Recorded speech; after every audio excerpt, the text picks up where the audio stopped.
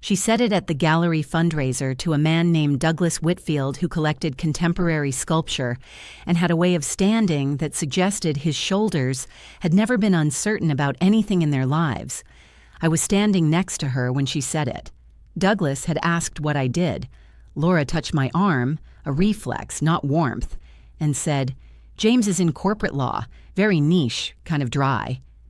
And then she gave him a small, apologetic smile, the kind that says sorry in advance for the answer, and guided the conversation toward the Hearst piece Douglas had acquired at auction the previous month. I have been a lawyer for 28 years. I have represented companies in transactions worth several $100 million each. I have sat in rooms where the outcome of a negotiation determined whether a company survived the next fiscal year, and I have been the person in those rooms whose job it was to make sure it did. At the gallery fundraiser, I was the husband who was in-law. Very niche, kind of dry. My name is James Mercer. I was 54 years old that evening, and I had been married to Laura for 21 years, and I can tell you the exact moment I understood that the marriage was over. It was not when I found out about the affair. I had suspected that for months. It was the apologetic smile. I should tell you what kind of story this is, so you can decide whether to stay. My wife left me for a CEO, a man who drove a leased Range Rover Sport and had what he called his place in Napa, a rental property belonging to a hospitality company that he booked when he needed to impress someone, and who, by every surface measure Laura was using at the time, was the more successful man in any room they shared. He was 47. He wore his suits the way certain men wear suits, as an argument. This is not a story about catching someone. I knew Laura was involved with Ryan Whitmore for 7 months before I said a word about it. I did not say anything then because I had already made calls, and those calls had set something in motion, and what was in motion required silence to work correctly. This is a story about a document signed in 2002 on a Tuesday afternoon in an attorney's office, before a wedding neither of us was nervous about. A document Laura had read once, in the general way people read things they do not expect to need. There are always documents. I am a corporate lawyer. Documents are the part of this story where I feel most at home. We met in 1997 at a dinner party hosted by a law school friend of mine who had married badly and wanted company while he sorted it out. Laura was 23, recently moved from Portland, working at a small gallery in the Arts District. She had a way of looking at things, paintings, rooms, people, that suggested she was evaluating something the rest of us had already moved past. I found that interesting. I still do, which is one of the more complicated things I carry from the last year. I was 28, 2 years into a corporate law track that was more demanding than I had predicted and more satisfying than I could easily explain to people who asked. Corporate M&A is not what most people imagine when they hear the word lawyer. There are no courtrooms. There are very few arguments in the theatrical sense. What there is an enormous amount of precision work, reading the architecture of a deal, identifying where the structure will fail under stress, negotiating terms that protect your client without destroying the transaction. It requires a particular kind of attention that I had apparently been born with, and I found in those early years that I was good at it the way some people are good at reading weather, not from training alone, but from something prior to training. Laura thought this was interesting in 1997. By 2021, she found it difficult to describe at parties without an apologetic tone. We married in 2002 after 5 years together. Before the wedding, at the suggestion of the firm's managing partner, who had seen enough partnership-era divorces to have strong opinions about financial preparation, I asked Laura if she would be willing to sign a prenuptial agreement establishing total separation of assets. She said yes, without much deliberation. She was 28. She was in love. The document was 22 pages, and she read it in the way people read things they have already decided to sign. She signed it on a Tuesday afternoon in October. We were married on a Saturday 4 days later. The document went into my filing cabinet, second shelf, in a folder I labeled Legal Scene Personal. I did not think about it much after that. There was no reason to. The early years of the marriage were good in the specific way that early years can be.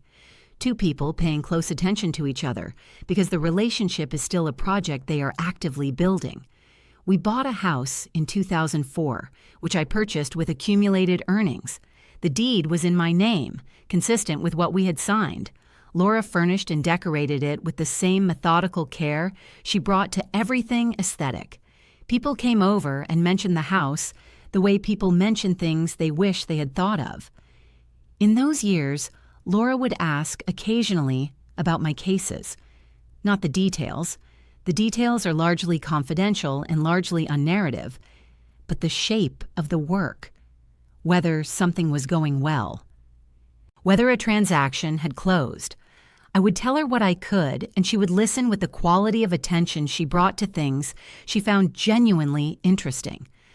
There was a period, perhaps through 2010 or 2011, when I think she did find it genuinely interesting. The architecture of corporate deals, the way a negotiation could turn on a single clause buried in a disclosure schedule. She asked good questions then. I looked forward to telling her. That changed slowly. By 2015, the questions had become more general than occasional, then absent. I don't say this as a criticism. We all become fluent in the shorthand of people we've lived with for a long time, and shorthand has gaps in it. I had my own shorthand for her work that I'm sure had its own gaps, but I noticed the question stopping, the way you notice the end of something only after the last instance of it has already passed. In 2006, Thomas Park called me into his office on a Thursday morning and explained that he and Gerald Calloway wanted to bring me into the equity partnership. He said the number without preamble. Thomas does not use preamble, and explained what my annual distributions would look like going forward.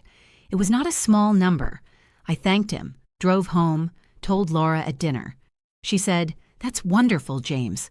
She asked if I wanted pasta or the chicken. I said pasta. She made the pasta. It was a good dinner. The number Thomas had told me was not a number she had processed in any operative way. I understand that now. At the time, I did not think to check. The following April, our accountant sent the joint tax return for signature. It was the first year the K-1 schedule from the partnership appeared on page 3, the schedule showing my annual distributions. Laura and I sat at the kitchen table with the return. She initialed where our accountant had marked. She did not turn to page 3. I did not direct her there.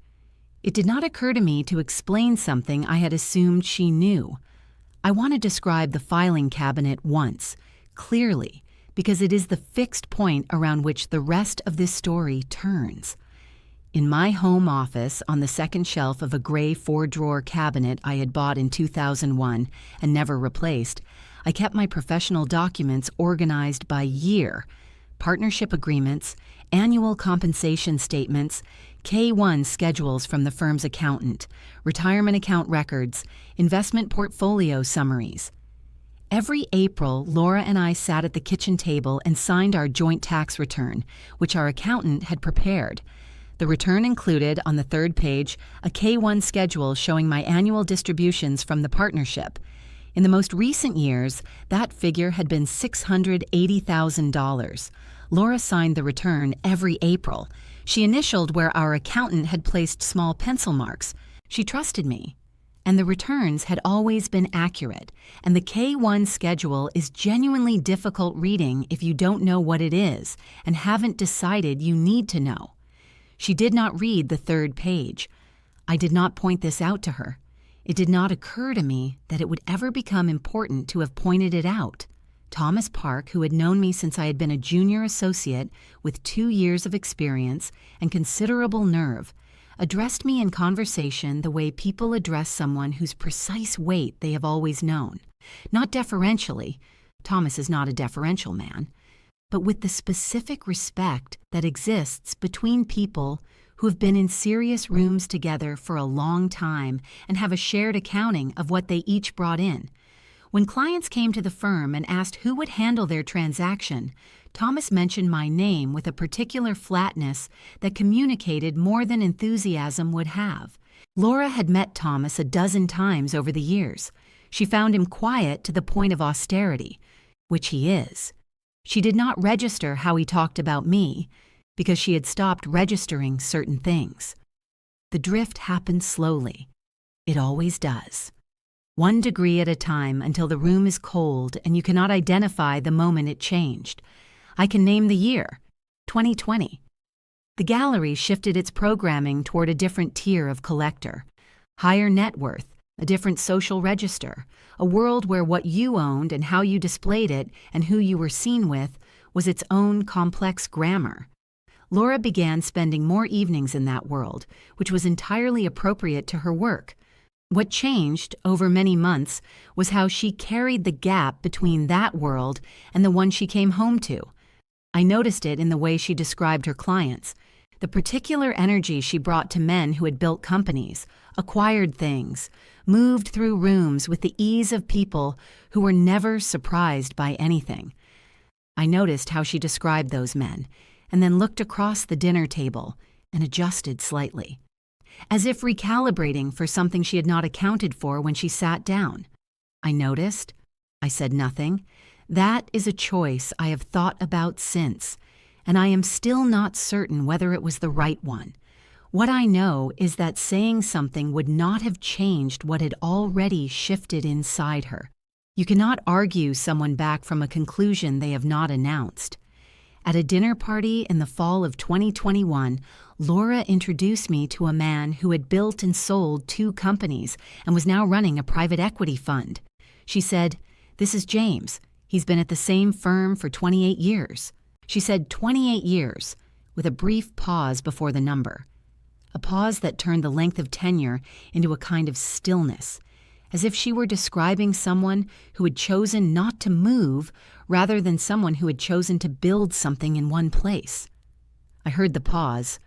I shook the man's hand. We talked for 6 minutes about a regulatory shift in his sector that I happened to know in detail. He was interested. Laura had already moved to the next conversation. I found out about Ryan Whitmore in February, not through surveillance, through a charge on the credit card we used for household expenses. $98 at a hotel in the Arts District on a Tuesday night when Laura had told me she had a late gallery event. I looked at the charge for a long time. I understood what looking at it meant. I kept looking. I am a lawyer. I know how to build a case from pieces that are individually ambiguous and together not. Over 6 weeks, I assembled enough that I no longer needed more. Ryan Whitmore, CEO of Apex Ventures, a real estate development company with luxury mixed-use projects in 3 markets. 47 years old, the Range Rover, the restaurant reservations, an Instagram presence that featured a great deal of natural light and architectural photography, with occasional references to a Napa property he consistently described as mine. He had the particular confidence of a man who has rehearsed being impressive long enough that the rehearsal has become difficult to distinguish from the real thing. What Ryan Whitmore actually had, financially, was something I would understand better later. Personal net worth of approximately $600,000, most of it a liquid equity in a company that had been burning investor capital for 3 consecutive years. The Range Rover was on a 48-month lease. The Napa property was a rental he booked through a hospitality platform at $2,200 a weekend. The business class flights were on the company card. The restaurants were also, often, the company card. The image of his life and the structure of his life were 2 different buildings on the same street, and they looked identical from the outside.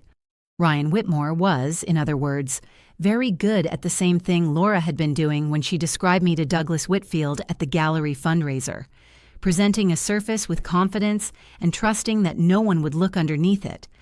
I did not know all of this in February. By the time it mattered, I knew it completely. I did not confront Laura. I want to be precise about that choice, because he didn't react can be misread. I sat with what I knew for 3 days. I went for my Saturday run. I worked a full week. I thought about what I actually wanted from what came next, and I understood that what I wanted required moving correctly, not quickly. I called Diana Osei. Diana specializes in high net worth marital dissolution. I had researched the field the way I research any question I need to answer accurately, and her name appeared in 3 separate contexts as one of the best practitioners available. I called her on a Thursday morning from my office with the door closed and said, "I need to begin a process quietly. I want to understand what it looks like before I take any visible step." She said, "Tell me about the marriage." I told her, including the prenuptial agreement. There was a pause on the line. Then she said, "Does your wife understand what she signed?" I said, "She was present when she signed it." She said, "That's not what I asked." I thought about that for a moment. I said, "No, I don't think she does." Diana said, "All right, I'll need to see the documents. We'll talk again next week." The months between February and November had a texture I had not expected. I had imagined that knowing would be clarifying, that once I understood what was happening, the marriage would resolve into something with a clean shape. Instead, everything continued. Laura came home most evenings. We ate dinner together several nights a week. We talked about the house, our schedules, the news, mutual friends. The surface of the marriage held because neither of us was ready to disturb it yet. Or she wasn't ready, and I was waiting. That distinction matters more than it might appear. In March, I worked through a Saturday afternoon at the office and came home at 7 to find that Laura had made dinner, something she had not done on a random Saturday in a long time. She had made the pasta dish from a recipe her mother had given her, the one with the preserved lemon, and there was wine open on the counter, and she was in the kind of mood that belongs to someone who has had a good week and wants company. We ate dinner together and talked for 2 hours. She told me about a collector she'd been courting for months who had finally committed to acquiring a piece she believed in. I told her about a structural clause in a current transaction that I had found a way to simplify without losing the protection it was meant to provide. She followed the legal logic with a precision that surprised me, asked exactly the right question, and said, "So you saved them 6 months of dispute over a problem that wouldn't have mattered." I said that was exactly it. We sat at that table until almost 10. I thought, driving home from the kitchen to the living room to turn off the lights, this is still here. Some of it is still here. I did not know how to reconcile that with what I already knew. I still don't, entirely. I have stopped trying to reconcile it and have simply let both things be true. In April, she came home from an evening she described as a client dinner. She was in a particular kind of good mood, the kind that comes from a specific source that will not be named. And she told me about a new artist the gallery was considering, someone who worked in reclaimed industrial materials, whose pieces had a quality she found genuinely moving. She talked about the work for 20 minutes while I made tea, and in those 20 minutes, she was exactly the person I had married. Intelligent, specific, lit up by the things she cared about, the part of herself that had nothing to do with status or calculation. I want to include this because the story becomes smaller without it. Laura was not only a woman who had made a calculation. She was also a person who loved her work with real attention, who could, in certain moments, still be entirely herself. Those moments were real. They did not change what I already knew. Both of these things were true at the same time, which is how most things involving people actually work. In May, she told a friend on the phone, while I was in the next room, which she had either forgotten or chosen not to manage, that Ryan made her feel like the woman I actually am. She said it quietly, but not quietly enough. I was standing 8 feet away and I heard every word. I did not move.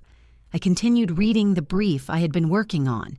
I finished the section I was on before I allowed myself to think about what I had heard.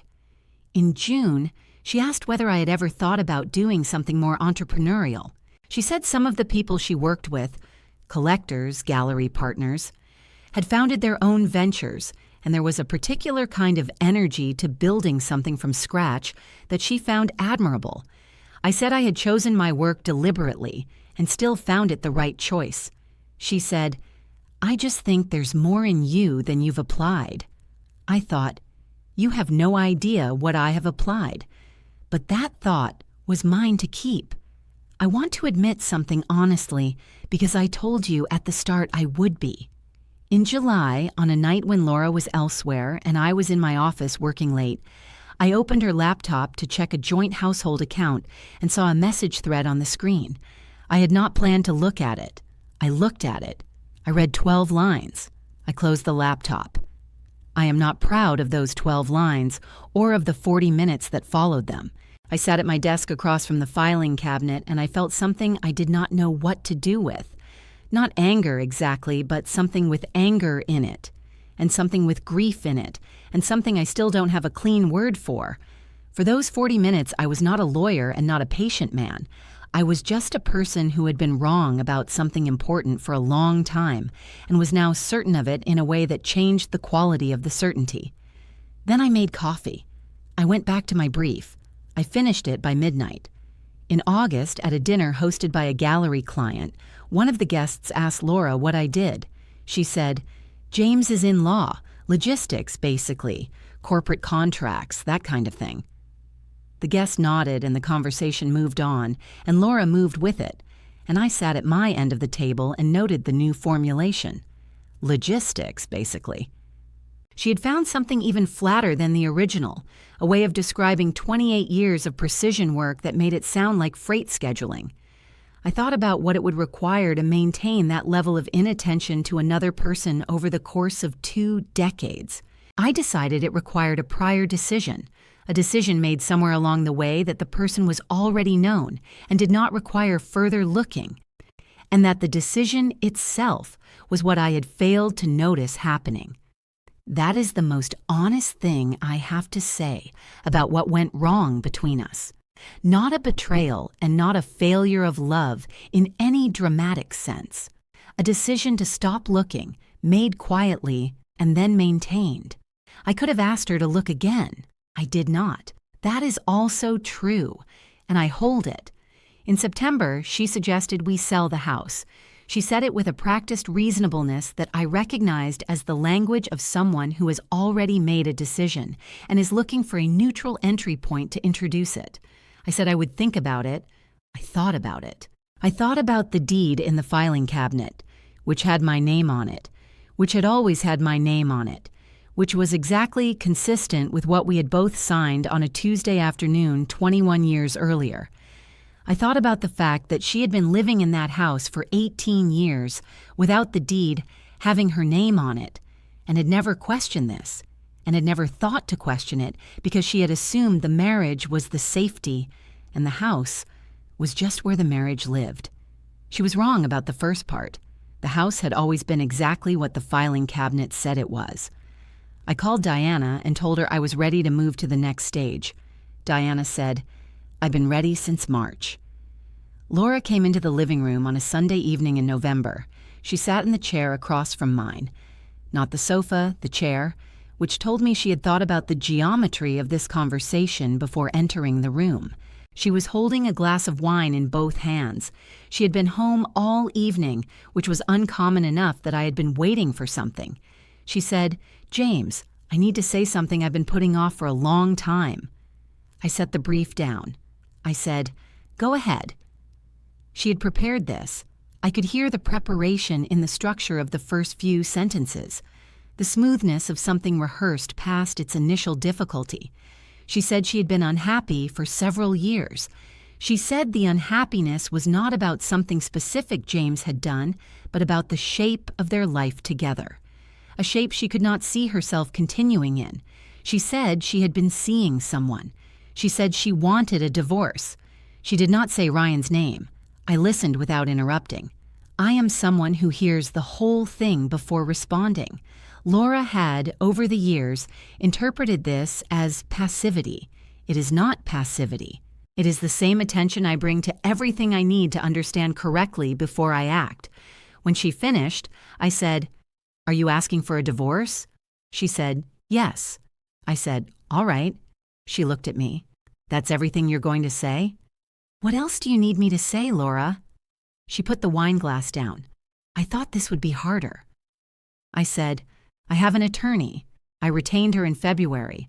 I'll have her reach out to yours." The room went quiet. She said, "February?" I said. "I suspected for a while. I confirmed it in February." She said, "You've been sitting on this for 9 months." I said, "I've been preparing." She looked at me with an expression I had not seen on her face before. Something between confusion and the first edge of a realization she hadn't reached yet. The look of someone who has planned for one response and received an entirely different kind of information. She left the room. I sat with the quiet house for a while. I did not go through the things I had decided not to go through. I went for a run at 5 the next morning, earlier than usual. I was at my desk by 7. The formal process began in December. Laura retained Sandra Ellison, a family law attorney with 15 years of experience and a reputation for being thorough without being combative. Diana described her to me as competent, reasonable, and about to have a very difficult conversation with her client. The financial disclosure package was delivered to Sandra Ellison's office in the second week of January. Diana had spent 11 months preparing it. It was thorough in the specific way that Diana's work is thorough, not aggressive, not embellished, simply complete. I was not present for the meeting where Sandra went through the documents with Laura, but Diana was in regular contact with Sandra's office throughout the process, as attorneys are, and she gave me a general accounting of what had happened. Laura arrived at the meeting expecting to discuss the logistics of a separation she believed she understood. She'd been calculating, as best Diana could reconstruct from what Sandra shared, something in the range of the house plus joint savings plus some portion of investment accounts accumulated during the marriage. A straightforward split of what she imagined was a shared life. Sandra Ellison opened the prenuptial agreement. She explained what total separation of assets means in practice. She explained it in the particular way that attorneys explain things to people who are hearing the full implication of a document for the first time, methodically, without editorializing, giving each concept time to land before introducing the next one. She explained what it means when the deed to a home is in one spouse's name. She explained the difference between assets accumulated jointly and assets owned entirely by one party under an agreement both parties had signed. Laura asked how much of the marital estate she was entitled to under their agreement. Sandra Ellison explained that there was no marital estate in the conventional sense, that under total separation of assets, each party's property remained their own, that the house belonged to James under both the agreement and the deed, and that what Laura was entitled to was what she had earned and saved in her own name over the course of the marriage. Laura's salary as gallery director was $118,000 a year. She had been careful with money. Her personal savings totaled approximately $190,000. Across the table, in the financial picture Diana had compiled, which Sandra Ellison now held in her hands, James Mercer had a house valued at $2.1 million, held solely in his name, a partnership equity stake in Callaway, Mercer and Park worth $2.3 million, a retirement account reflecting 28 years of contributions totaling $1.6 million, and an investment portfolio of $890,000 built from annual surpluses over the same period. Total, approximately $6.9 million. Entirely his, under what they had both signed on a Tuesday afternoon in 2002, before a wedding they had both looked forward to. The K-1 schedule on page 3 of each of the 20 joint tax returns she had signed, the page that showed $680,000 in annual partnership distributions, was in the package. Diana told me later that Laura had asked Sandra to pull up the tax return from 3 years prior. She had looked at the third page for a moment. She had looked at the number. She had signed that return. She had initialed that page. She had not read it. She had read the front pages, the summary, the totals, the refund amount, or the balance owed, and initialed the rest the way people sign documents inside a life they have decided to trust without examining the foundation. Sandra told Diana that Laura went quiet in the meeting after that in a way that was different from the silence of someone who is composing a response. It was the silence of someone recalculating something, going back through a long set of assumptions and finding that the foundation was different from what she had built on. Laura asked Sandra to walk through the prenuptial agreement one more time. Sandra walked through it again, slowly. Laura asked whether there was any basis to contest it. Sandra told her the agreement had been properly executed, that both parties had signed, that there was no evidence of coercion or insufficient disclosure, that 21 years of consistent behavior, under its terms, amounted to implicit ratification even if the original consent had been imperfect, and that contesting it was possible, but not something she could advise pursuing in good conscience. Laura was quiet again. Then she asked one more question. She asked, "Did he plan this?" Sandra said she couldn't speak to intent. She could speak to documentation, and the documentation was clean and had been in place for 21 years, maintained consistently throughout, with no gaps. Laura said nothing else. She thanked Sandra and left. She went home to the apartment she had rented in October because the house she had lived in for 18 years had always been, on paper, under law, under the document she had signed without reading carefully, someone else's. The divorce finalized in April. The settlement was fair. I want to say that without qualification. Under our agreement, Laura was entitled to her own assets, and I was entitled to mine. Diana negotiated a reasonable support arrangement given the length of the marriage, and I did not contest it. What Laura received was what the agreement and the law provided. I did not try to minimize it. The house sold in May. I had expected this to feel like more than it did. It felt like a transaction, which is the most honest description I have. I took the filing cabinet. Laura's relationship with Ryan Whitmore ended. I learned from a mutual friend named Patricia, someone who had known us both since the early years of the marriage. Approximately 5 months after the divorce was finalized, Patricia said she didn't know exactly what had happened. She said it had ended the way things end when the circumstances that made them possible are no longer what they appeared to be. I understood what that meant. I did not ask for more detail. Apex Ventures encountered serious difficulties in the 18 months that followed. A major development project stalled after the third phase of investor funding failed to materialize. 2 senior partners resigned. A trade publication described the company as undergoing significant restructuring under new leadership. Ryan Whitmore's name did not appear in the article past the 3rd paragraph. I read the article once. I did not follow the story further. What Ryan had built and what it was actually built on was between him and his investors.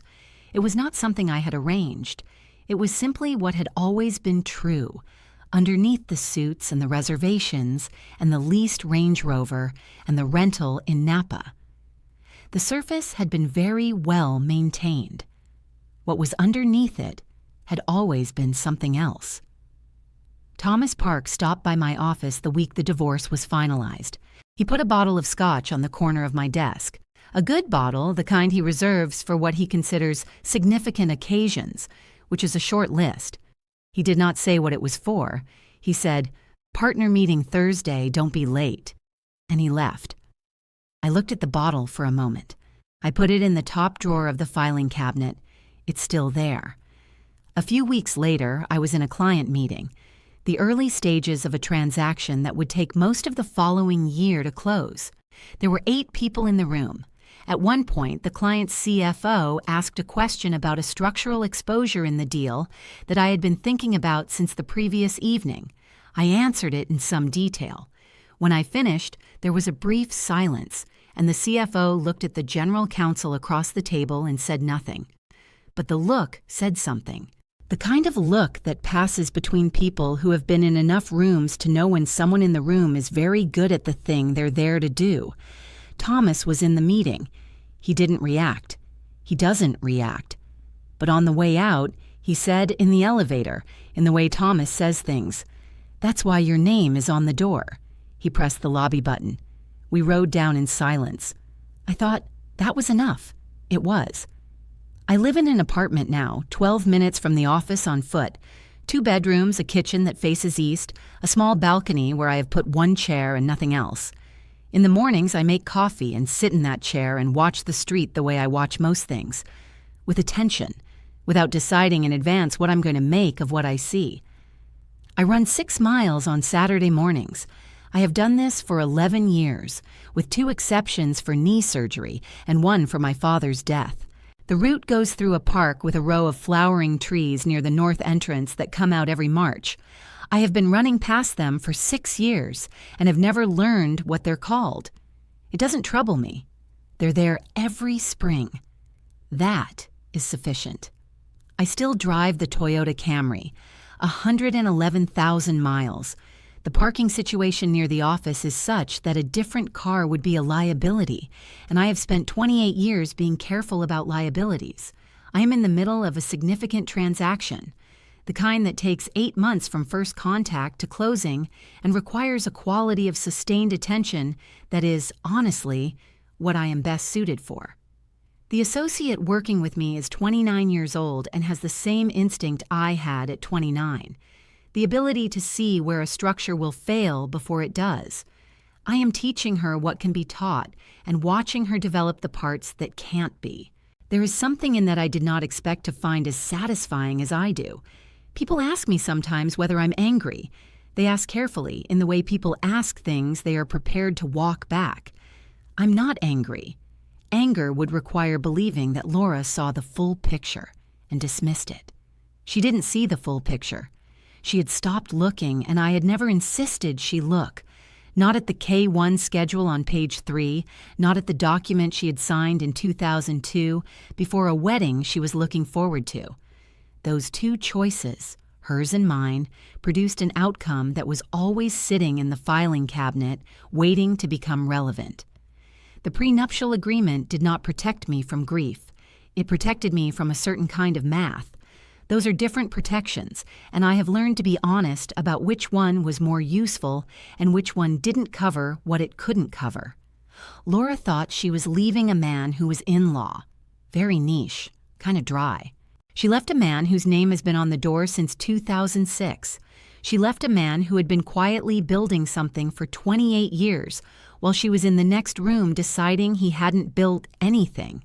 She left, and she took what was hers, and what was his remained exactly where it had always been, in a filing cabinet on the second shelf, labeled by year, waiting to be relevant.